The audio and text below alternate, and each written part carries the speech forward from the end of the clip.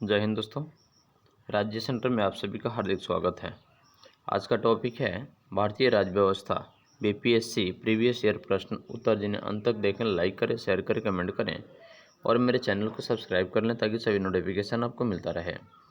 तो चलिए, previous year प्रश्न है भारतीय राज्य व्यवस्था के, जो कि बीपीएससी के 64वीं तक यानी 36वीं से लेकर के 64वीं तक पूछे गए जितने भी राज्य व्यवस्था से प्रश्न हैं वे सभी एक साथ संग्रहित किया गया है, जिन्हें अंत तक जरूर देखेंगे। और यह बिहार प्राथमिक के शिक्षक भर्ती परीक्षा के लिए काफ़ी महत्वपूर्ण साबित होगा। चलिए, प्रश्न संख्या 1। संविधान को 26 जनवरी के दिन लागू करने का निर्णय क्यों लिया गया? इसका सही उत्तर है ऑप्शन नंबर ए। संविधान को 26 जनवरी के दिन लागू करने का निर्णय इसलिए लिया गया क्योंकि उस दिन कांग्रेस ने इस तिथि को 1930 में स्वतंत्रता दिवस के रूप में मनाया था। तो भारतीय राष्ट्रीय कांग्रेस के लाहौर अधिवेशन 1929 में यानी कि दिसंबर 1929 में पूर्ण स्वराज की मांग की गई थी तथा 26 जनवरी 1930 को स्वतंत्रता दिवस के रूप में मनाए जाने का संकल्प लिया गया। और आज़ादी के पूर्व 26 जनवरी को स्वतंत्रता दिवस के रूप में मनाया जा रहा है, परंतु भारत 15 अगस्त 1947 को स्वतंत्र हो गया और तब से प्रत्येक वर्ष 15 अगस्त को स्वाधीनता दिवस के रूप में मनाया जाता है। जबकि स्वतंत्रता प्राप्ति के पश्चात 26 जनवरी की तिथि को अविस्मरणीय बनाने हेतु भारतीय संविधान को पूर्णतः 26 जनवरी 1950 को लागू किया गया और तब से प्रत्येक वर्ष 26 जनवरी को ही गणतंत्र दिवस के रूप में मनाया जाता है। प्रश्न है 2। भारतीय संविधान में क्या क्या शामिल है? तो भारतीय संविधान में क्या क्या शामिल है, इसका सही उत्तर हो जाएगा ऑप्शन नंबर ए। भारतीय संविधान में शामिल है 395 अनुच्छेद, 22 भाग एवं 12 सूचियाँ। देखिए, भारतीय संविधान में लगभग 450 से अधिक अनुच्छेद हैं, परंतु यह सभी मूल अनुच्छेदों के साथ उपखंड अर्थात क ख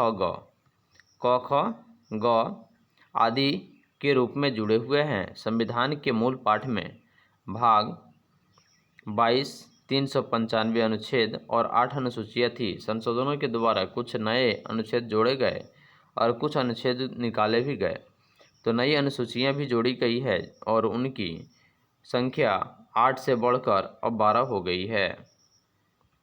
प्रश्न है 2। भारतीय संविधान में क्या है, यानी कि भारतीय संविधान में जो अनुच्छेद है वह कौन सी है, कितनी है अनुच्छेद? ऑप्शन नंबर सी, 400 से अधिक आर्टिकल यानी कि अनुच्छेद है।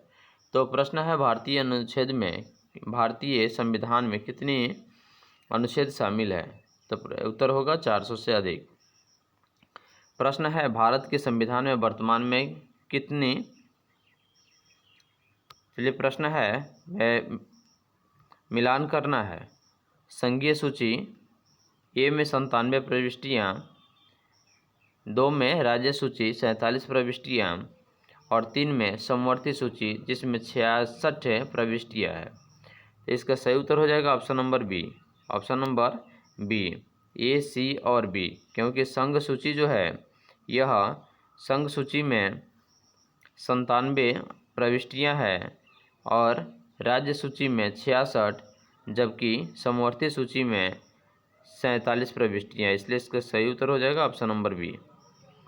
प्रश्न है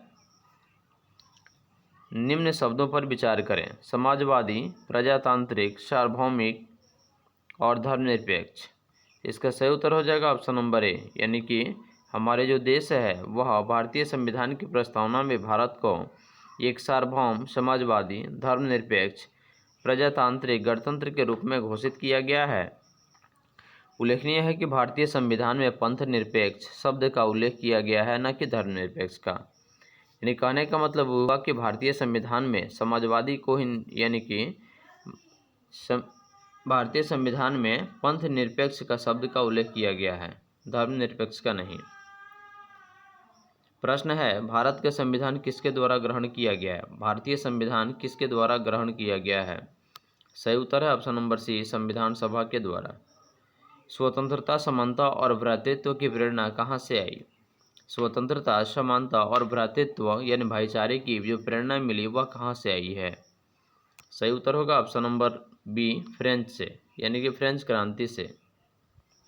भारत के संविधान की प्रस्तावना में निम्नलिखित में से किस एक को सबसे पहले मुख्य रूप से सम्मिलित नहीं किया गया था? सही उत्तर होगा ऑप्शन नंबर डी, समाजवाद और धर्मनिरपेक्ष। समाजवाद और धर्मनिरपेक्ष। प्रश्न है, निम्नलिखित में कौन सा भारतवर्ष को एक धर्मनिरपेक्ष राज्य के रूप में वर्णित करता है? तो भारत को इसका सही उत्तर हो जाएगा option number D. Option number D, यानी कि संविधान की प्रस्तावना जो है यह भारतवर्ष को एक धर्मनिरपेक्ष राज्य के रूप में वर्णित करता है, इसलिए सही उत्तर होगा इसका ऑप्शन नंबर डी। अगला प्रश्न है, संवैधानिक उपचार का अधिकार। संवैधानिक उपचार का अधिकार किसके अंतर्गत आता है? तो संवैधानिक उपचार का जो अधिकार आता है यह ऑप्शन नंबर ई इसका सही उत्तर होगा, एक से अधिक या इनमें से कोई नहीं। तो सबसे पहले इसकी व्याख्या देखें। संवैधानिक उपचारों का अधिकार संविधान के भाग 3 मूल अधिकार के तहत अनुच्छेद 32 से अनुच्छेद 35 तक है। संवैधानिक उपचारों का अधिकार स्वयं में कोई अधिकार न होकर अन्य मौलिक अधिकारों का अधिकार है। इसके अंतर्गत व्यक्ति मौलिक अधिकारों का हनन की अवस्था में न्यायालय की शरण में ले सकता है। अतः संवैधानिक उपचारों का अधिकार निम्न के तहत आता है, इसलिए सही इसका उत्तर हो जाएगा ऑप्शन नंबर ई। प्रश्न है, भारत के संविधान का कौन सा अनुच्छेद देवनागरी लिपि में हिंदी के वर्ण के सरकारी भाषा के रूप में मान्यता देता है? तो भारत का संविधान का कौन ऐसा अनुच्छेद है जो कि देवनागरी लिपि में है और हिंदी को संघ की सरकारी भाषा के रूप में मान्यता देता है? Option number C, 343। प्रश्न है, निम्नलिखित में से कौन संविधान सभा का व्यापार समिति के व्यवस्थापन के पहले अध्यक्ष थे? सही उत्तर होगा option number C. Option number C, Kanhaiyalal Maneklal Munshi, जो कि संविधान सभा की व्यापार समिति के व्यवस्थापक के पहले अध्यक्ष थे। प्रश्न है, प्रथमतः यानी कि सबसे पहले आपात स्थिति की घोषणा कितने समय काल के लिए समिति की जा सकती थी? सही उत्तर है ऑप्शन नंबर सी, 6 महीना। तो सबसे पहले यानी कि आपातकाल की स्थिति की घोषणा अगर करनी होती तो कम से कम किसी राज्य में 6 महीना के लिए आपातकाल की स्थिति को घोषित किया जा सकता है। यानी कि आपातकालीन प्रावधान भारत के संविधान के भाग 18 में अनुच्छेद 352 से 368 तक निहित है। यदि आपातकाल की घोषणा को दोनों सदनों में, लोकसभा और राज्यसभा दोनों सदनों द्वारा अनुमोदित कर दिया जाता है तो यह आपातकाल 6 महीने तक जारी रहता है और प्रत्येक 6 महीने के लिए संसद की स्वीकृति के साथ अनिश्चित काल तक बढ़ाया जा सकता है। प्रश्न है, केंद्र शासित प्रदेश के मुख्यमंत्री जहां पर इस तरह का प्रावधान है किसके द्वारा नियुक्त किए जाते हैं? सही उत्तर है ऑप्शन नंबर ए, राष्ट्रपति के द्वारा। प्रश्न है, भारत की संसद का व्यय किसके द्वारा नियंत्रित किया जा सकता है? ऑप्शन नंबर ई, उपयुक्त में से एक से अधिक या कोई नहीं। तो देखिए व्याख्या, संसद भारत का सर्वोच्च विधायी निकाय है। संसद जो है यह भारत का सर्वोच्च विधायी निकाय है और यह भारतीय संसद में राष्ट्रपति तथा 2 सदन, राज्यसभा, राज्यों की परिषद तथा लोकसभा लोगों का सदन होते हैं। राष्ट्रपति के पास संसद के दोनों सदनों में से किसी भी सदन को बुलाए या स्थगित करने अथवा लोकसभा को भंग करने की शक्ति है। अतः भारत के संसद का व्यय संसद द्वारा ही किया जा सकता है। तो चलिए आगे प्रश्न है, जनहित याचिका की धारणा। जनहित याचिका की धारणा किस देश से उत्पन्न हुई है? तो इसका सही उत्तर हो जाएगा ऑप्शन नंबर डी, अमेरिकी गणराज्य। ऑप्शन नंबर डी, जनहित याचिका की धारणा जो है यह अमेरिकी गणराज्य से उत्पन्न हुई है। प्रश्न है, किसी व्यक्ति की अवैध हिरासत के खिलाफ निम्नलिखित में से कौन सी रिट लागू होती है? अगर किसी व्यक्ति को बाइकआउट यानी कि बिना किसी गलती से या बिना किसी कारणवश अगर उसको अरेस्ट कर दी जाती है तो वहाँ पे कौन सा रीट लागू की जाएगी? ऑप्शन नंबर ए बंदी प्रत्यक्षीकरण। संवैधानिक प्रावधान के संशोधन का प्रावधान किस में दिया गया है? संवैधानिक प्रावधान के संशोधन का प्रावधान यह संविधान के किस अनुच्छेद में दिया गया है? सही उत्तर होगा ऑप्शन नंबर भाग सी, यानी कि 3 नंबर आंसर होगा। भाग 10 के अनुच्छेद 368 में यह दर्शाया गया। 10 यानी कि डबल एक्स 20 अनुच्छेद 368 में यह दर्शाया गया है, जिसमें व्याख्या देखिए, संवैधानिक संशोधन प्रक्रिया को परिभाषित करने के लिए भारत के संविधान के भाग 20 के अनुच्छेद 368 में तीन प्रकार के संशोधन किए गए हैं। पहला साधारण बहुमत द्वारा, दूसरा संसद के विशेष बहुमत से, तीसरा संसद के विशेष बहुमत के साथ साथ कम से कम आधे यानी कि राज्यों के विधानमंडलों से आवेदन। प्रश्न है, भारतवर्ष की रक्षा बल के सुप्रीम कमांडर कौन होते हैं? यानी कि थल सेना, जल सेना और वायुसेना के तीनों सेनाओं के जो प्रमुख होते हैं वे कौन होते हैं? सही उत्तर है भारत के राष्ट्रपति, ऑप्शन नंबर बी। तो जल सेना, थल सेना और वायुसेना के सर्वोच्च कमान भारत के राष्ट्रपति के पास होती है और ये राष्ट्र के ही रक्षा का दायित्व मंत्रिमंडल के पास होता है और इसका निर्वहन रक्षा मंत्रालय से किया जाता है। अगला प्रश्न है, भारतीय संविधान की प्रस्तावना में समाजवादी भारतीय संविधान की प्रस्तावना में समाजवादी शब्द किस संशोधन के तहत जोड़ा गया? ऑप्शन नंबर ए 42वें संशोधन के तहत जोड़ा गया और यह 1976 द्वारा भारतीय संविधान की प्रस्तावना में समाजवादी, पंथ निरपेक्ष और अखंडता शब्द को जोड़ा गया, जो कि संविधान के 42वें संविधान संशोधन 1976 में जारी किया गया। प्रश्न है, एक नया राज्य बनाने में संवैधानिक संशोधन के लिए कैसा बहुमत चाहिए? सही उत्तर है ऑप्शन नंबर ए साधारण चाहिए। उन मौलिक अधिकारों का चयन करें जो भारतीय नागरिकों को प्राप्त हो परंतु गैर नागरिकों को नहीं।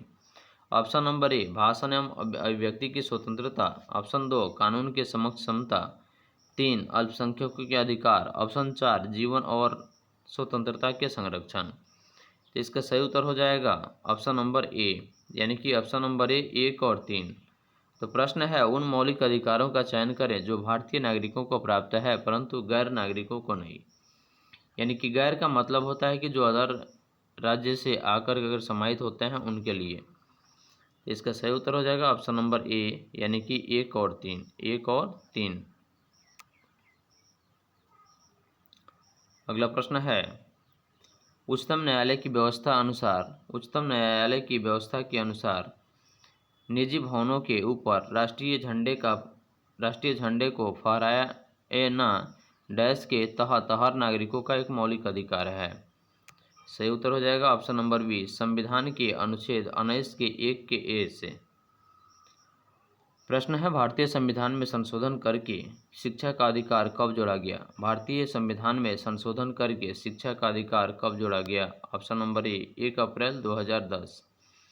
तो भारतीय संविधान में संशोधन करके शिक्षा के अधिकार को 1 अप्रैल 2010 को जोड़ा गया, जो कि यह 86वें संविधान संशोधन अधिनियम 2002 के द्वारा संविधान के भाग 3 के नया अनुच्छेद 21 को जोड़ा गया, जिसके अनुसार राज्य के 6 वर्ष से लेकर के 14 वर्ष की आयु के सभी बालकों को निःशुल्क और अनिवार्य शिक्षा की व्यवस्था करेगा।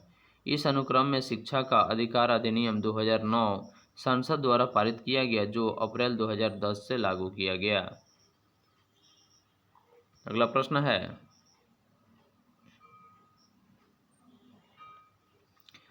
निम्नलिखित में से किसे भारतीय संविधान की आत्मा कहा जाता है?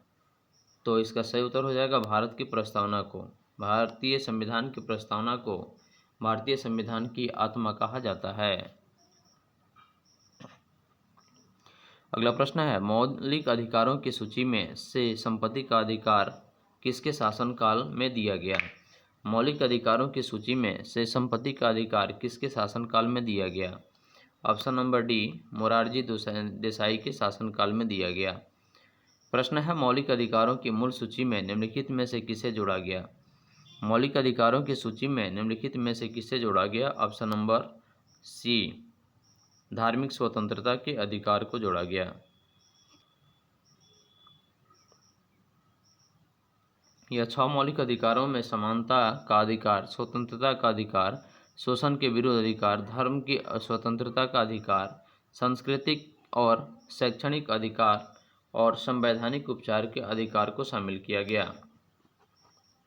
अगला प्रश्न है, भारतीय संविधान के भाग 4, भारतीय संविधान के भाग 4 में दिए गए निर्देशित सिद्धांतों में से कौन सा यह सूचीबद्ध है? ऑप्शन है 1 में समान कार्य के लिए समान वेतन, 2 में समान नागरिक संहिता, 3 में छोटे परिवार का मानदंड, 4 में प्राथमिक स्तर का मातृभाषा में शिक्षा। सही उत्तर हो जाएगा ऑप्शन नंबर बी, यानी कि इसका सही उत्तर होगा 1 और 2। 1 यानी कि समान कार्य के लिए समान वेतन और समान नागरिक संहिता। भारतीय संविधान में भारत के संविधान में मौलिक कर्तव्य किस संविधान संशोधन के द्वारा जोड़ा गया? सही उत्तर है ऑप्शन नंबर बी, 42वें संविधान संशोधन द्वारा भारत के संविधान में मौलिक कर्तव्य को जोड़ा गया। अगला प्रश्न है, सूची 1 को सूची 2 से मिलाइए और नीचे दिए गए कूटों का प्रयोग करते हुए उत्तर का चयन कीजिए। संविधान के मध्य ऑप्शन, और दूसरा है देश जिनसे लिया गया। तो राज्य के नीति निर्देशक तत्व के सिद्धांत, मौलिक अधिकार, संघ एवं राज्यों के बीच संबंध की समवर्ती सूची, ऑस्ट्रेलिया, कनाडा, आयरलैंड। इसका सही उत्तर होगा ऑप्शन नंबर डी।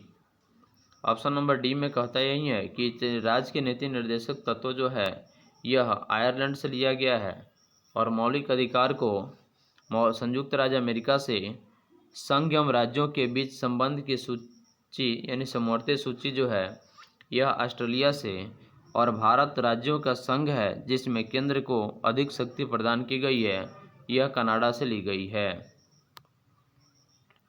भारत का राष्ट्रपति कितने बार पुनः चुनाव के लिए पात्र होते हैं? यह भारतीय संविधान के अनुसार कितनावां भी बार, इसका कोई लिमिट नहीं है। ठीक है, तो भारतीय संविधान का अनुच्छेद 57 राष्ट्रपति को पुनर्निर्वाचन के लिए पात्रता के बारे में है। इसके अनुसार कोई व्यक्ति राष्ट्रपति के रूप में पद धारण करता है या कर चुका है, इस संविधान के अन्य उपबंधों के अधीन रहते हुए उस पद के लिए पुनः निर्वाचन का पात्र होगा। इस प्रकार भारत का राष्ट्रपति कितनी भी बार पुनः चुनाव के लिए पात्र हो सकता है। भारत के राष्ट्रपति अपनी शक्तियों का प्रयोग कहाँ करते हैं? भारत के राष्ट्रपति अपनी शक्तियों का प्रयोग कहाँ करते हैं? सही उत्तर है ऑप्शन नंबर ए, सीधे अथवा अपने अधीनस्थ अधिकारियों द्वारा।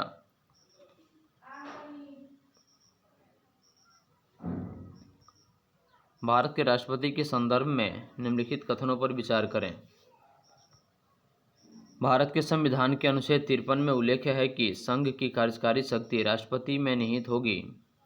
2 में राष्ट्रपति अपने पद पर आसीन होने के बाद 5 वर्ष के लिए पद ग्रहण करेंगे। भारत के संविधान के अनुच्छेद 60 में राष्ट्रपति पर महाभियोग की प्रक्रिया के बारे में उल्लेख है। तो इसका सही उत्तर हो जाएगा ऑप्शन नंबर बी, 1 और 2, यानी कि भारत के संविधान के अनुच्छेद 53 में उल्लेख है कि संघ की कार्यकारी शक्ति राष्ट्रपति में निहित होगी। ऑप्शन बी यानी कि 2 में है, राष्ट्रपति अपने पद का आसीन होने के बाद, यानी कि राष्ट्रपति अपने पद पर आसीन होने के बाद 5 वर्ष के लिए पद ग्रहण करेंगे। यदि राष्ट्रपति एवं उपराष्ट्रपति का पद खाली हो तो भारत के राष्ट्रपति के पद को कौन करता है? यानी कि यदि राष्ट्रपति और उपराष्ट्रपति का पद अगर खाली हो तो भारत के राष्ट्रपति पद पर होने वाले जितने भी कार्य होते हैं उसकी देखरेख कौन करता है? सही उत्तर होगा ऑप्शन नंबर बी, भारत के मुख्य न्यायाधीश। श्रीमती प्रतिभा पाटिल का भारतीय गणतंत्र के राष्ट्रपति के रूप में कौन सा क्रम है? सही उत्तर हो जाएगा ऑप्शन नंबर सी, 12वां, यानी कि श्रीमती प्रतिभा पाटिल जो देश की राष्ट्रपति बनी हुई थी उनका जो क्रम है यानी कि स्थान है वह 12वां स्थान है।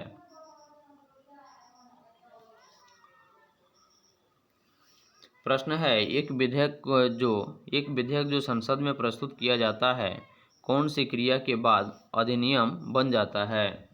यह कौन सी क्रिया के बाद अधिनियम बन जाता है? ऑप्शन नंबर बी, जब राष्ट्रपति अपनी सहमति दे देता है। जब राष्ट्रपति अपनी सहमति दे देते हैं तब एक विधेयक जो संसद में प्रस्तुत किया जाता है वह अधिनियम बन जाता है।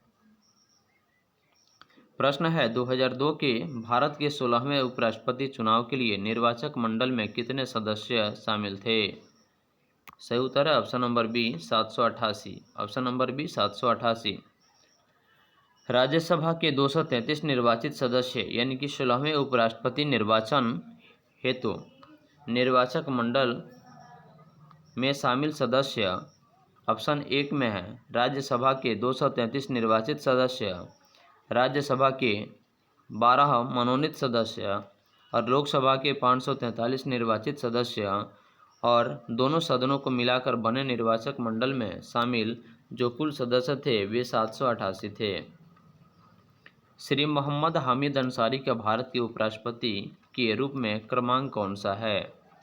सही उत्तर है 12वां। उस समय भारत की राष्ट्रपति प्रतिभा पाटिल बनी हुई थी, उनका भी क्रम जो है यह 12वां है, जबकि श्री मोहम्मद हामिद अंसारी का भारत के उपराष्ट्रपति के रूप में जो क्रम है वह 12वां है।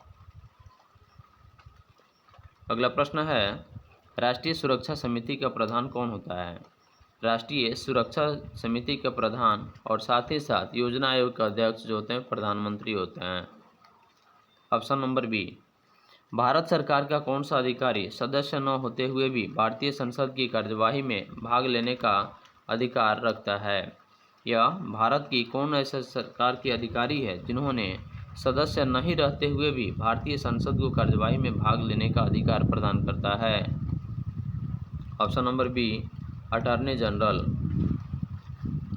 एक गैर सदस्य के रूप में संसद के किसी एक सदन की कार्यवाही में भाग ले सकता है, यानी कि गैर सदस्य के रूप में किसी एक की संसद की कार्यवाही में भाग ले सकता है। ऑप्शन नंबर सी, महान्यायवादी। भारत के न्यायिक पुनरावलोकन का आधार क्या है? इसका सही उत्तर हो जाएगा ऑप्शन नंबर बी, कानून द्वारा स्थापित प्रक्रिया। कानून द्वारा स्थापित प्रक्रिया जो है यह भारत में न्यायिक पुनरावलोकन का आधार है। भारत के राष्ट्रपति का चुनाव कैसे किया जाता है? भारत के राष्ट्रपति का चुनाव कैसे किया जाता है? सही उत्तर होगा ऑप्शन नंबर ई, एक से अधिक, यानी कि राज्यसभा द्वारा, भारतीय जनता के द्वारा, संसद दोनों सदनों के सदस्यों के द्वारा। इसका सही उत्तर हो जाएगा एक, सी और डी, यानी कि एक से अधिक। तो भारत के राष्ट्रपति का चुनाव संविधान के अनुच्छेद 54 के तहत संसद के दोनों सदनों के निर्वाचित सदस्यों तथा राज्यों तथा संघ राज्यों के विधानसभाओं, दिल्ली एवं पुदुचेरी विधानसभा सहित के निर्वाचित सदस्यों द्वारा बने वाले निर्वाचक मंडल द्वारा किया जाता है। प्रश्न है, संसद के संयुक्त सत्र की अध्यक्षता कौन करता है? संसद के संयुक्त सत्र की अध्यक्षता कौन करता है? इसका सही उत्तर हो जाएगा ऑप्शन नंबर सी,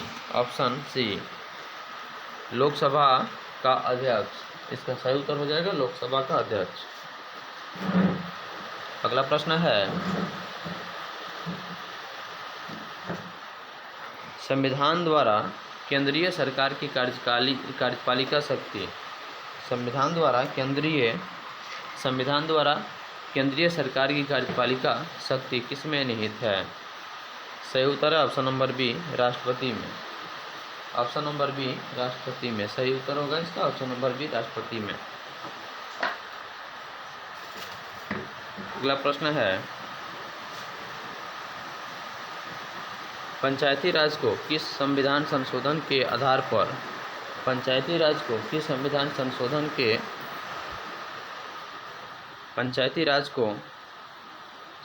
के संशोधन के आधार पर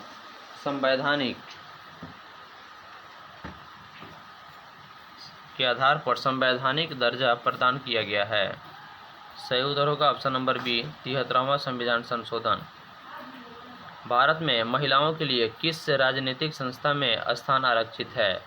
ऑप्शन नंबर ए पंचायती राज व्यवस्था। व्यवस्थापिका के रिक्त स्थान की पूर्ति के लिए कौन से विशेष चुनाव को कहते हैं? व्यवस्थापिका के रिक्त स्थान को पूर्ति करने के लिए विशेष से चुनाव जो होता है उसको क्या कहते हैं? उपचुनाव। Option number B. वर्तमान में सर्वोच्च न्यायालय के न्यायाधीशों की संख्या कितनी है? वर्तमान में सर्वोच्च न्यायालयों की संख्या कितनी है? ऑप्शन ई एक से अधिक, यानी कि व्याख्या देखें। सर्वोच्च न्यायालय में न्यायाधीशों की संख्या संशोधन अधिनियम 2019 के तहत सर्वोच्च न्यायालय में मुख्य न्यायाधीश के अतिरिक्त न्यायाधीश की संख्या को बढ़ाकर 39 से बढ़ाकर 33 कर दिया गया है। इस प्रकार वर्तमान में मुख्य न्यायाधीश सहित सर्वोच्च न्यायालय में न्यायाधीशों की कुल जो संख्या है वह 34 है, यानी कि 33 और प्लस 1 मिलकर के 34 हो गया। इसलिए इसका सही उत्तर हो जाएगा ऑप्शन नंबर ई। प्रश्न है, सामुदायिक विकास कार्यक्रम कब प्रारंभ किया गया? सामुदायिक विकास कार्यक्रम कब प्रारंभ किया गया? सही उत्तर है ऑप्शन नंबर ए 2 अक्टूबर 1952 को। 2 अक्टूबर 1952 को। पंचायत के चुनाव कराने हेतु निर्णय कौन लेता है? इसका सही उत्तर हो जाएगा ऑप्शन नंबर बी राज्य सरकार। प्रश्न है, एक एमपी के सीट को रिक्त घोषित किया जा सकता है यदि वह सदन में लगातार एमपी यानी कि मेंबर ऑफ पार्लियामेंट की सीट को रिक्त किया जा सकता है यदि वह सदन में लगातार कितनी अवधि के लिए अनुपस्थित रहता है? 2 माह। Option number B. अगर कोई व्यक्ति जो पार्लियामेंट का सदस्य है और वह लगातार अगर 2 माह के लिए अनुपस्थित रहता है तो उसकी सदस्यता को रद्द कर दी जाती है। अगला प्रश्न है, राज्यसभा में कौन कौन होते हैं? राज्यसभा में कौन कौन होते हैं? ऑप्शन नंबर सी 250 सदस्य, जिसमें 12 सदस्य भारत के राष्ट्रपति द्वारा मनोनीत किए जाते हैं और यह संविधान के अनुच्छेद 80(1) के उपखंड क एवं ख में कहा गया है। हमारे संविधान के अनुसार राज्यसभा का कार्यकाल कितने वर्ष का होता है? ऑप्शन नंबर डी समाप्त होने का विषय नहीं है। अनुच्छेद 83(1) के अनुसार राज्यसभा का विघटन नहीं होगा, अर्थात वह एक अस्थायी सदन है। इसके लिए इसके 1/3 सदस्य प्रत्येक 2 वर्ष की समाप्ति पर निवृत्त हो जाते हैं। इस प्रकार राज्यसभा के सदस्यों के कार्यकाल जो होता है वह 6 वर्ष का होता है, जबकि लोकसभा और विधानसभा के सदस्यों का कार्यकाल 5 वर्ष का होता है। प्रश्न है, किस सभा का अध्यक्ष उसका सदस्य नहीं होता है? किस सभा का जो अध्यक्ष होता है वो उसका सदस्य नहीं होता है? Option number A. Option number A Rajya Sabha. Rajya Sabha का पदेन अध्यक्ष कौन होता है? राज्यसभा का पदेन अध्यक्ष कौन होता है? सही उत्तर है ऑप्शन नंबर बी उपराष्ट्रपति। उपराष्ट्रपति। राज्यसभा का सदन का पदेन अध्यक्ष कौन नहीं होता है? कौन होता है? सही उत्तर है ऑप्शन नंबर बी उपराष्ट्रपति। अगला प्रश्न है, लोकसभा में सामान्यतः कितने सत्र होते हैं? लोकसभा में सामान्यतः कितने सत्र होते हैं? लोकसभा में सामान्यतः कितने सत्र होते हैं? सही उत्तर है ऑप्शन नंबर ए 3। प्रश्न है, निम्नलिखित कथनों में से कौन सा सही नहीं है? ऑप्शन ए धन संपत्ति के मामले में राज्यसभा शक्तिहीन है। ऑप्शन 2 धर्म विधेयक की शुरुआत राज्यसभा में होती है। लोकसभा द्वारा पारित किए जाने के बाद राज्यसभा की 14 दिनों के भीतर विधेयकों को पारित करना होता है। ऑप्शन डी राज्यसभा किसी धन विधेयक को पारित कर सकती है अथवा कतिपय सिफारिशों के साथ उसे लोकसभा को लौटा सकती है। इसका सही उत्तर हो जाएगा ऑप्शन नंबर बी धन विधेयक की शुरुआत राज्यसभा में होती है। अगला प्रश्न है, धन विधेयक पेश किया जा सकता है, यानी कि धन विधेयक को कहाँ पेश किया जा सकता है? इसका सही उत्तर होगा ऑप्शन नंबर ए, केवल लोकसभा में। लेखानुदान किसके लिए बना है? लेखानुदान जो है किसके लिए बना है? ऑप्शन सी, बजट पारित लंबित होने के कारण निधि आवंटन हेतु लेखानुदान बना है। लोकसभा यानी कि लोक लेखा समिति अपनी रिपोर्ट कहाँ प्रस्तुत करती है? लोक लेखा समिति अपना रिपोर्ट कहाँ प्रस्तुत करती है? ऑप्शन नंबर बी, लोकसभा के स्पीकर के पास। अगला प्रश्न है, निम्नलिखित कथनों में से कौन सा एक सही नहीं है? ऑप्शन जैसे कि एक में सर्वोच्च न्यायालय का गठन 1950 में हुआ था। ऑप्शन बी, सर्वोच्च न्यायालय देश की उच्चतम न्यायालय है जिसमें अपील की जाती है। ऑप्शन सी, सर्वोच्च न्यायालय कोर्ट मार्शल को छोड़ अन्य किसी भी उच्च न्यायालय अदालतों की सुनवाई कर सकता है। सर्वोच्च न्यायालय कोर्ट मार्शल के साथ किसी भी उच्च न्यायालय या अदालत की कार्रवाई कर सकता है। इसका सही उत्तर होगा option number C. Option number C, सर्वोच्च न्यायालय कोर्ट मार्शल को छोड़ अन्य किसी भी उच्च न्यायालय या अदालत को सुनवाई कर सकता है। अगला प्रश्न है, सर्वोच्च न्यायालय एक क्या है? सर्वोच्च न्यायालय क्या है? सही उत्तर है ऑप्शन नंबर ई। तो देखिए, भारत का सर्वोच्च न्यायालय एक संघीय न्यायालय है और यह मानवाधिकारों का संरक्षक, संविधान की अंतिम विवेचक भी है। अतः इसका उत्तर जो होगा यह ऑप्शन नंबर ई। भारत राज्य सरकार का कार्यकारी अध्यक्ष या संवैधानिक प्रमुख कौन होता है? ऑप्शन बी, राज्यपाल। किसी भी राज्य का कार्यकारी अध्यक्ष या संवैधानिक जो प्रमुख होता है वह राज्यपाल होता है। प्रश्न है, एक उच्च न्यायालय का न्यायाधीश अपना त्याग पत्र किसको संबोधित करता है? इसका सही उत्तर हो जाएगा ऑप्शन नंबर ए, राष्ट्रपति को। किसी भी उच्च न्यायालय का जो न्यायाधीश होता है वे अपना त्याग पत्र राष्ट्रपति को संबोधित करते हैं। भारत में चलित न्यायालय, इसका मानस पुत्र किसका है? सही उत्तर है option number C, doctor APJ Abdul Kalam, जो कि हमारे देश के पूर्व राष्ट्रपति भी रहे और मिसाइल मैन के नाम से भी उनको जाना जाता है। अगला प्रश्न है, किस अनुच्छेद के अनुसार भारत के राष्ट्रपति द्वारा राष्ट्रीय आपातकाल की घोषणा की जा सकती है? भारत के किस अनुच्छेद के अनुसार भारत के राष्ट्रपति के द्वारा राष्ट्रीय आपातकाल की घोषणा की जा सकती है? सही उत्तर अनुच्छेद 352। केंद्र और इसकी व्याख्या देखें। अनुच्छेद 352, यदि राष्ट्रपति को इस बात का समाधान हो जाए कि गंभीर आपात स्थिति विद्यमान है या होने के निकट है, जिससे युद्ध, बाह्य आक्रमण या सशस्त्र विद्रोह से भारत या उसके किसी भाग में संकट पैदा हो सकता है, तो अनुच्छेद का प्रयोग राष्ट्रपति कर सकते हैं। तो इस अनुच्छेद का उपयोग राष्ट्रपति कर सकते हैं। ज्ञातव्य है कि मूल संविधान के अनुच्छेद 352 के आंतरिक अशांति के स्थान पर 44वें संविधान संशोधन 1978 से सशस्त्र विद्रोह द्वारा स्थापित किया गया। अनुच्छेद 355 संघ का यह कर्तव्य है कि बाह्य आक्रमण और आंतरिक अशांति से प्रत्येक राज्य को रक्षा करें। अनुच्छेद 356, यदि राष्ट्रपति को किसी राज्य के राज्यपाल से प्रतिवेदन मिलने पर या अन्यथा यह समाधान हो जाता है कि ऐसी स्थिति में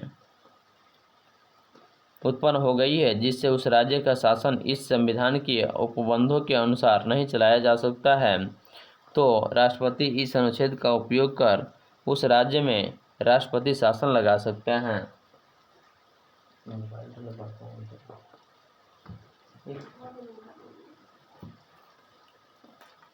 अनुच्छेद 360, यदि राष्ट्रपति को यह समाधान हो जाए कि ऐसी स्थिति पैदा हो गई है जिससे भारत या उसके किसी भाग का वित्तीय स्थायित्व संकट में है, तो यह वित्तीय आपातकाल की घोषणा कर सकता है। अगला प्रश्न है, केंद्र और राज्य की व्यवस्थापिकाओं के लिए मतदान की न्यूनतम उम्र 21 वर्ष से घटाकर 18 वर्ष कर दी गई है।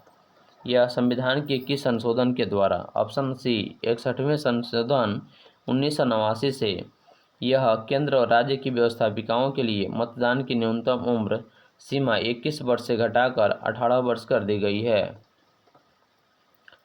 आम चुनाव में मतदान की आयु 21 वर्ष से घटाकर 18 वर्ष कर दी गई है। यानी कि किस आम चुनाव में? यानी कि ऑप्शन होगा इसका उत्तर 61वें संविधान संशोधन के द्वारा मतदान की आम चुनाव में मतदान की जो आयु सीमा है वह 21 से घटाकर 18 कर दी गई है। प्रश्न है, भारतीय संविधान की 8वीं अनुसूची में मान्य सरकारी भाषाओं की संख्या कितनी है? सरकारी भाषाओं की संख्या कितनी है? ऑप्शन ई, ऑप्शन सी इसका सही उत्तर होगा 18, यानी कि 92वें संविधान संशोधन 2003 से पूर्व निर्धारित या संविधान की 8वीं अनुसूची में शामिल भाषाओं की संख्या 18 थी, जो 92वें संविधान संशोधन में अब इनकी संख्या 22 हो गई है। सीडीपी एवं एनईएस के पुनर्गठन के लिए 1957 में एनडीसी द्वारा स्थापित समिति का नाम, जिसने ग्रामीण स्थानीय सरकार की त्रिस्तरीय प्रणाली का सुझाव दिया था? ऑप्शन नंबर ए बलवंत राय मेहता समिति।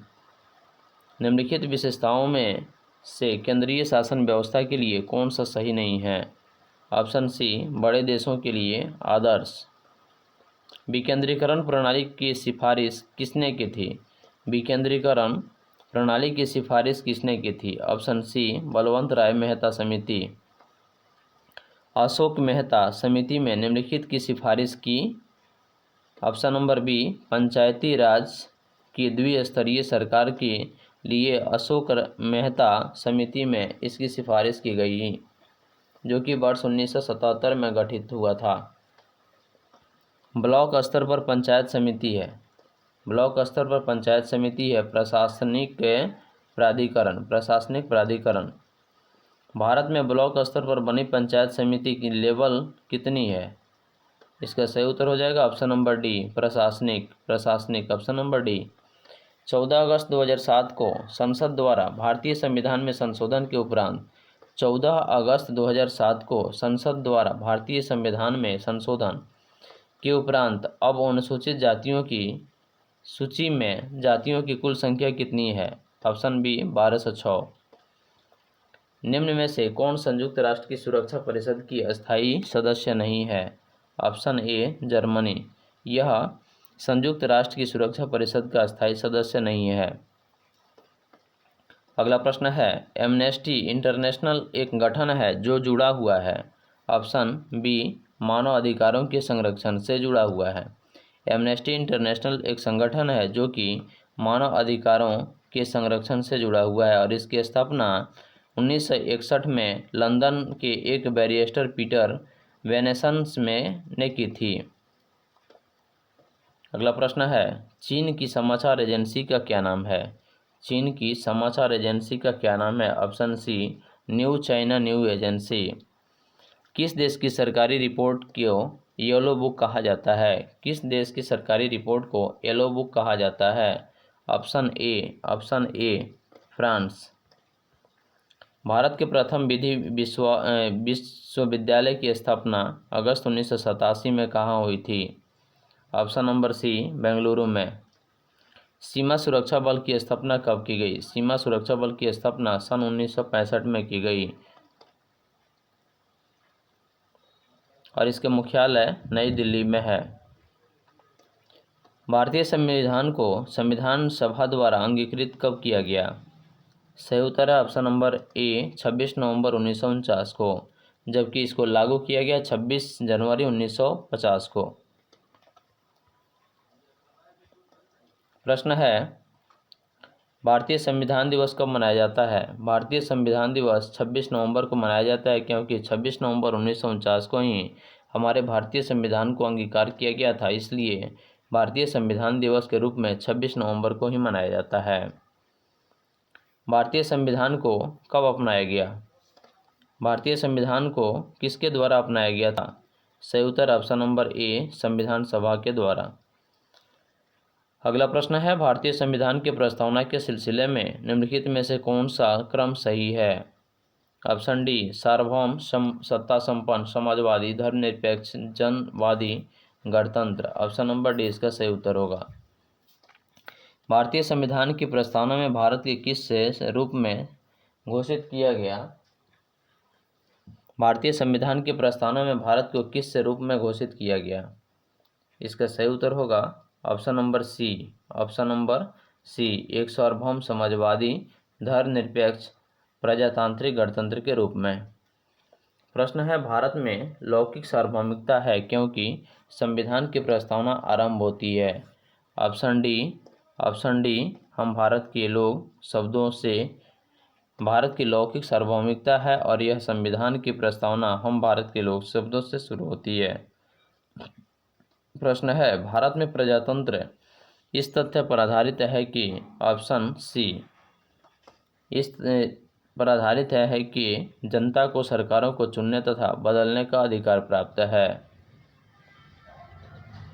भारतीय संविधान की प्रकृति क्या है? भारतीय संविधान की प्रकृति क्या है? ऑप्शन डी, प्रकृति में संघीय किंतु भावना में एकात्मक। अगला प्रश्न है, भारतीय संविधान की 10वीं अनुसूची का संबंध किससे है? भारतीय संविधान की 10वीं अनुसूची का संबंध किससे है? ऑप्शन डी, दल बदल विरोधी कानून से। भूमि सुधार डैश के विषयों के अंतर्गत है। ऑप्शन सी, राज्य सूची के अंतर्गत। जो भूमि सुधार अधिनियम है यह राज्य सरकार के अधीन यानी कि राज्य सूची के अधीन है। भारतीय नागरिकता नहीं प्राप्त की जा सकती है। ऑप्शन डी, भारतीय बैंक में धन जमा करके यानी कि जन्म के द्वारा नागरिकता प्राप्त की जा सकती है, देशीकरण द्वारा, किसी भूभाग के सम्मिलन द्वारा, जबकि ऑप्शन डी यानी कि भारतीय बैंक में अगर आपकी पूंजी जमा है तो आपको नागरिकता नहीं मिल सकती है। भारतीय संविधान में भारतीय नागरिकता अधिनियम 1955 बाद में संशोधित हुआ, जो कि द्वारा नागरिकता निम्नलिखित तरीके द्वारा प्राप्त की जा सकती है। ऑप्शन ए, जन्म द्वारा, देशीकरण द्वारा, किसी भूभाग के सम्मिलन द्वारा, रजिस्ट्री द्वारा। भारतीय बैंक में धन जमा करना एक वाणिज्य व्यवहार है, इसलिए इससे नागरिकता नहीं मिल सकती है।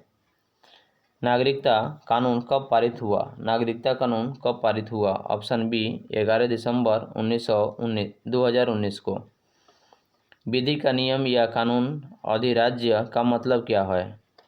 इसका सही उत्तर ऑप्शन नंबर ए, सभी राज्य के लिए कानून और सभी के लिए एक न्यायतंत्र। निम्नलिखित में से किसको संविधान द्वारा मौलिक अधिकारों को लागू करने की शक्ति दी गई है? निम्नलिखित में से किसको संविधान द्वारा मौलिक अधिकारों को लागू करने की शक्ति दी गई है? ऑप्शन डी, सर्वोच्च न्यायालय एवं उच्च न्यायालयों को। प्रश्न है, भारतीय संविधान के किस अनुच्छेद के अंतर्गत नागरिकों को मौलिक अधिकार प्रदान किए गए हैं? ऑप्शन बी, 12 से 35। भारत के संविधान का निम्नलिखित में से कौन सा अनुच्छेद प्रेस की स्वतंत्रता से संबंधित है? भारतीय संविधान के कौन सा अनुच्छेद जो है यह प्रेस की स्वतंत्रता को संबोधित करता है? ऑप्शन है ए, अनुच्छेद 19। निम्नलिखित में से कौन सा मूलभूत अधिकार नहीं है? ऑप्शन बी, संपत्ति का अधिकार। निम्नलिखित संवैधानिक उपचारों में से किसे पोस्टमार्टम भी कहा जाता है? पोस्टमार्टम। ऑप्शन नंबर ई इसका सही उत्तर होगा। इसकी व्याख्या देखें। डॉक्टर भीमराव अंबेडकर ने सार्वभौमिक के उपचारों का अधिकार अनुच्छेद 32 को संविधान की आत्मा और हृदय कहा है। संवैधानिक उपचारों के अधिकार परीक्षा संवैधानिक उपचारों का पोस्टमार्टम भी कहा गया है और यह एक कार्यवाही है जिसके द्वारा न्यायालय पद पर किसी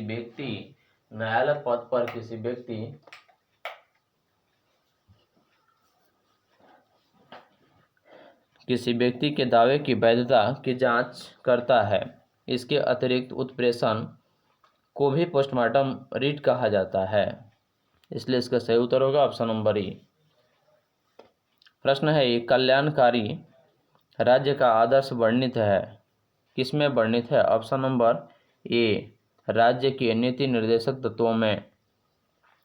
भारत में निम्नलिखित में से किसके अंतर्गत पंचायती राज प्रणाली की व्यवस्था की गई है? भारत में निम्नलिखित में से किसके अंतर्गत पंचायती राज प्रणाली की व्यवस्था की गई है? ऑप्शन सी, राज्य के नीति निर्देशक सिद्धांत। अगला प्रश्न है, राज्य के नीति निर्देशक सिद्धांत किस प्रकार मौलिक अधिकारों से भिन्न है? राज्य के नीति निर्देशक सिद्धांत राज्य के यानी किस मौलिक अधिकारों से भिन्न है?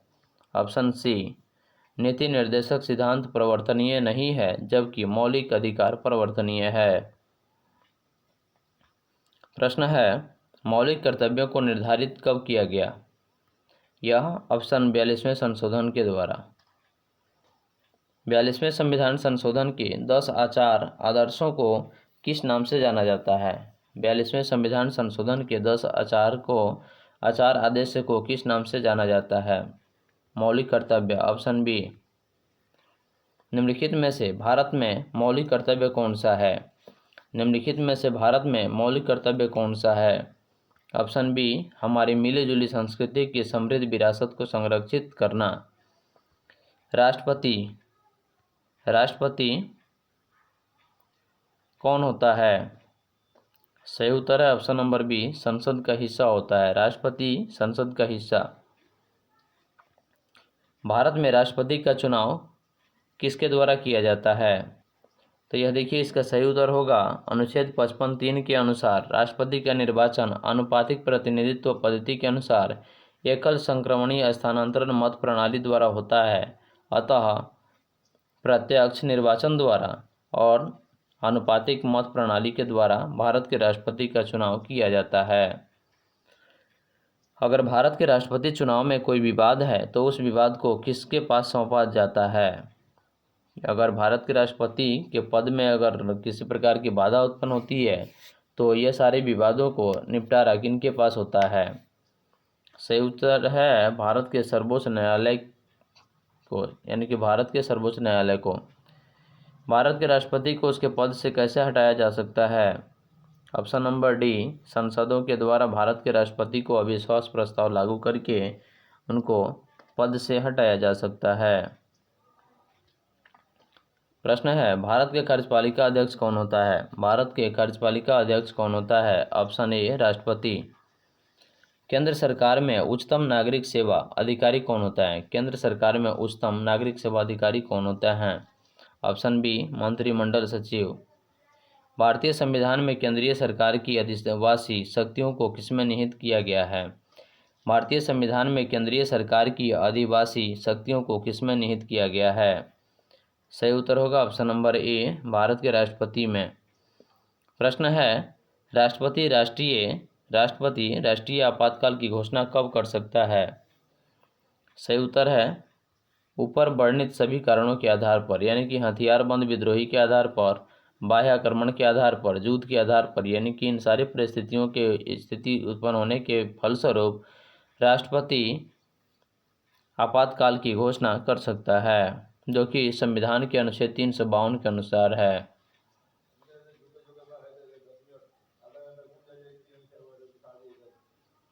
प्रायः किसकी सलाह पर राज्य में राष्ट्रपति शासन लागू किया जाता है? प्रायः किसकी सलाह पर राज्य में राष्ट्रपति शासन लागू किया जाता है? Option C, governor. Option C, governor. भारतीय संविधान भारत के राष्ट्रपति को अधिकार नहीं देता है। भारतीय संविधान भारत के राष्ट्रपति को अधिकार नहीं देता है।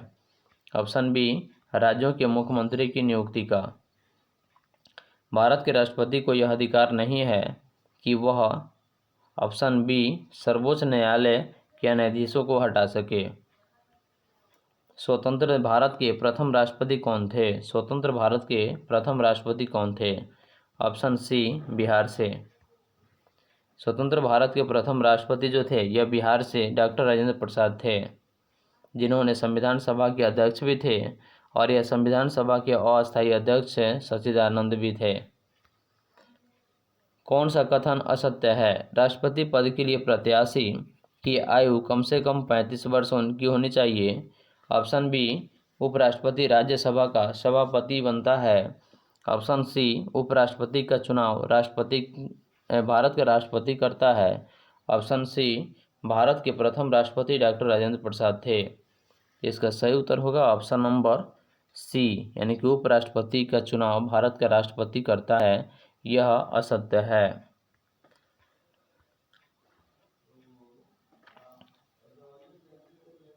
राज्यसभा का सभापति कौन होता है? राज्यसभा का सभापति भारत के उपराष्ट्रपति होता है। Option B. भारत का प्रधानमंत्री कौन होता है? भारत के प्रधानमंत्री कौन होता है? ऑप्शन नंबर बी, केंद्र सरकार का। संघीय मंत्रिपरिषद के मंत्री उत्तरदायी होते हैं। संघीय मंत्रिपरिषद के मंत्री उत्तरदायी होते हैं। ऑप्शन डी, केवल लोकसभा के लिए, केवल लोकसभा के प्रति मंत्रिपरिषद उत्तरदायी होते हैं। प्रश्न है, भारतीय राजनीतिक व्यवस्था में कार्यपालिका किसके अधीन रहकर कार्य करती है? ऑप्शन बी, विधायिका के। ऑप्शन बी, विधायिका के। सरकार की संसदीय व्यवस्था के विषय निम्नलिखित में से कौन सा वक्तव्य सही है? सरकार की संसदीय व्यवस्था के विषय में निम्नलिखित में से कौन सा वक्तव्य सही है? ऑप्शन ई, उपयुक्त में से कोई नहीं है, एक से अधिक। तो इसकी व्याख्या देखें। शासन प्रणाली की सामान्यतः दो पद्धतियां होती है, संसदीय और अध्यक्षीय। भारत में ग्रेट ब्रिटेन का अनुसरण करते हुए संसद ने ये दोनों शासन व्यवस्था को अपनाया गया है। संसदीय शासन व्यवस्था में व्यवस्थापिका के सदस्य ही कार्यपालिका का गठन करते हैं तथा कार्यपालिका व्यवस्थापिकाओं के प्रति उत्तरदायी होती है। संसदात्मक शासन व्यवस्था में कार्यपालिका विधायिका द्वारा नियंत्रित होती है तथा राष्ट्रपति न्यायपालिका के प्रति जवाबदेह नहीं होता है। अतः इसका विकल्प ई सही उत्तर होगा।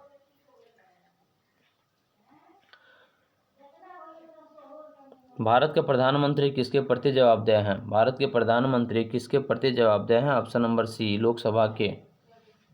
संविधान में मंत्रिमंडल शब्द का एक ही बार प्रयोग हुआ है और वह कौन सा है? ऑप्शन नंबर ए, अनुच्छेद 352।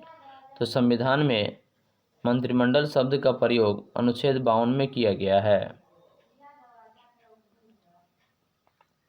भारत सरकार को कानूनी विषयों पर कौन परामर्श देता है? भारत सरकार को कानूनी विषयों पर कौन परामर्श देता है? Option A, attorney general.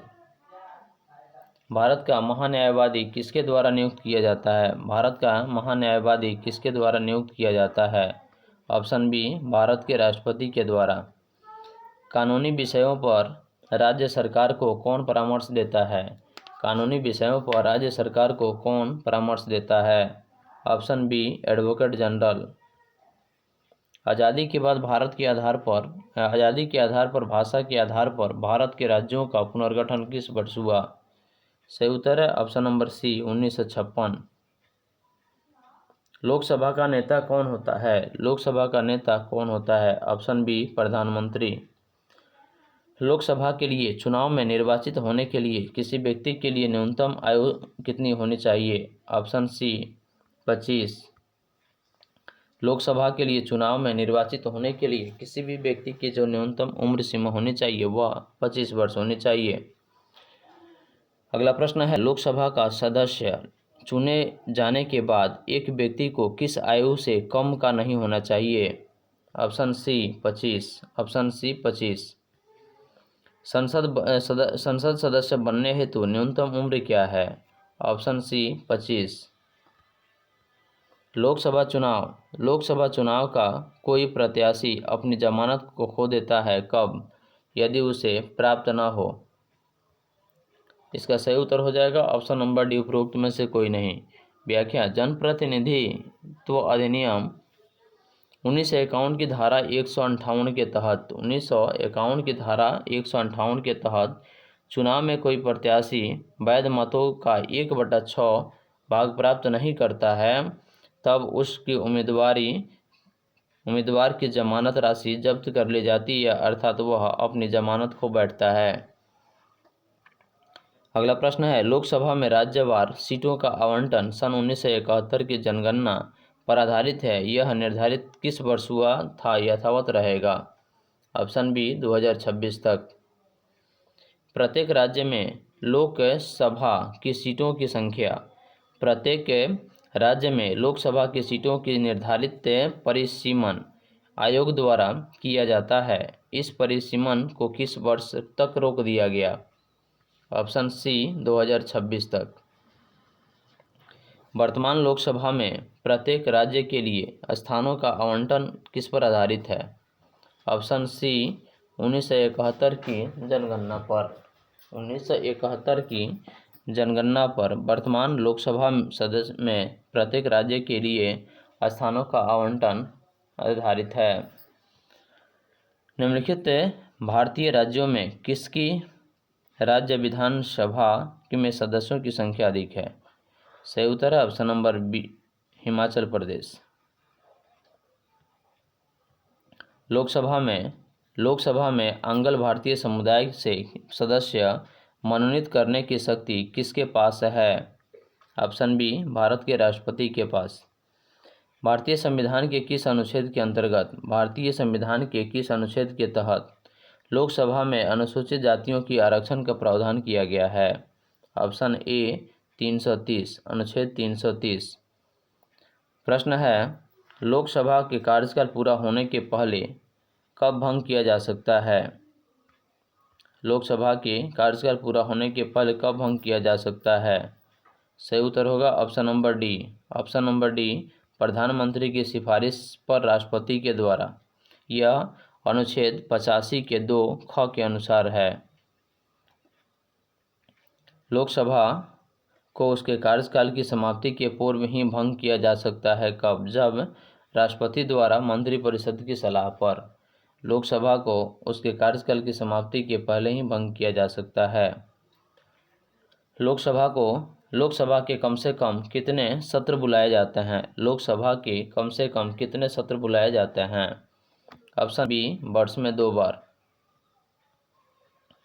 कौन सा राज्य सबसे अधिक प्रतिनिधि लोकसभा में भेजता है? कौन सा राज्य सबसे अधिक प्रतिनिधि लोकसभा में भेजता है? सही उत्तर है option number D Uttar Pradesh.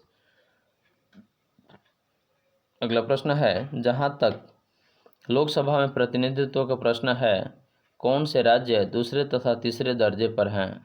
यानी पहले दूसरे और तीसरे स्थान पर हैं, बिहार और महाराष्ट्र।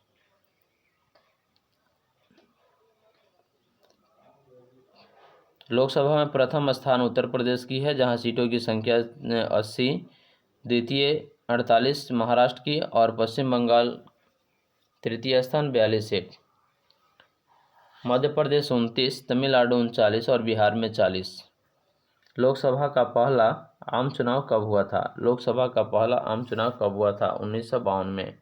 ऑप्शन बी राज्य सरकार द्वारा राज्यसभा में राज्यों को प्रतिनिधित्व निम्नलिखित में से किस आधार पर किया जाता है? ऑप्शन बी उनकी जनसंख्या के अनुपात के स्थान। राज्यसभा के सदस्य किसके द्वारा चुने जाते हैं? राज्यसभा के सदस्य किसके लिए चुने जाते हैं? सही उत्तर हो जाएगा ऑप्शन नंबर सी 6 वर्ष के लिए। राज्यसभा को अस्थायी सदन कहते हैं क्योंकि ऑप्शन बी क्योंकि इसे विघटित नहीं किया जा सकता है। राज्यसभा को भंग करने का अधिकार किसे प्राप्त है? ऑप्शन डी उपरोक्त में से कोई नहीं। यानी कि राष्ट्रपति, उपराष्ट्रपति तथा सर्वोच्च न्यायालय और इनमें से कोई नहीं। उत्तर होगा इसका इनमें से कोई नहीं। राज्यसभा को भंग किसी के द्वारा भी नहीं किया जा सकता है।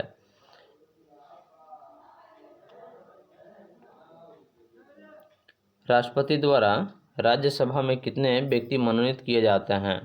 ऑप्शन सी 12। राज्यसभा के चेयरमैन कौन होते हैं? ऑप्शन ए भारत के उपराष्ट्रपति।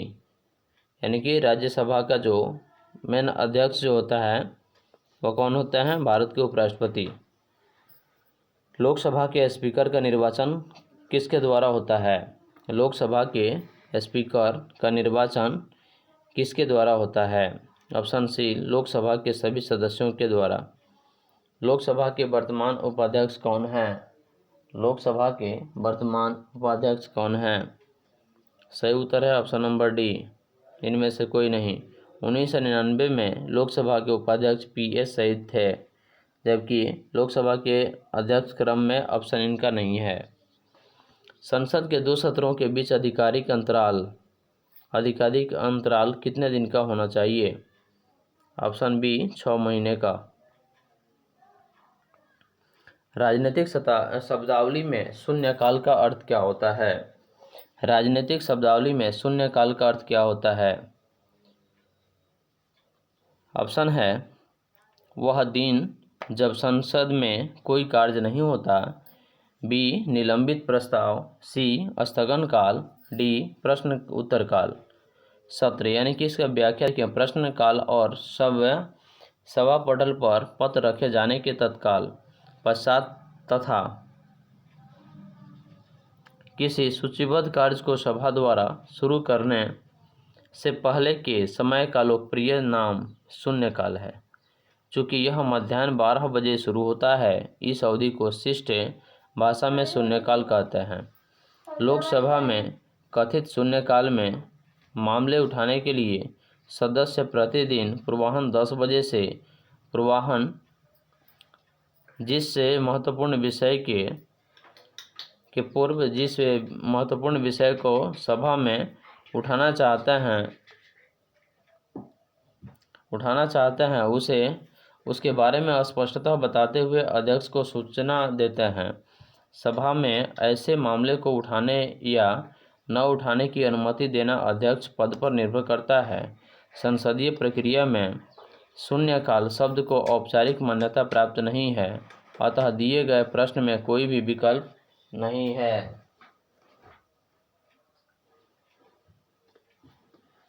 अगला प्रश्न है, भारतीय प्रशासन में विभाजन प्रणाली किससे संबंधित है? भारतीय प्रशासन में विभाजन प्रणाली किससे संबंधित है? ऑप्शन सी अखिल भारतीय सेवाएं या केंद्रीय सेवाएं। निम्नलिखित में से कौन सी संसदीय समिति कार्यपालिका को नियम विनियम बनाने के लिए प्रत्यायोजित शक्ति से संबंधित है? ऑप्शन बी अधीनस्थ विधान समिति।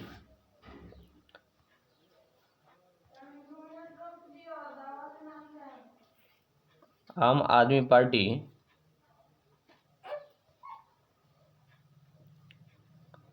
निर्वाचन आयोग निर्वाचन के प्रयोजन हेतु राजनीतिक दलों को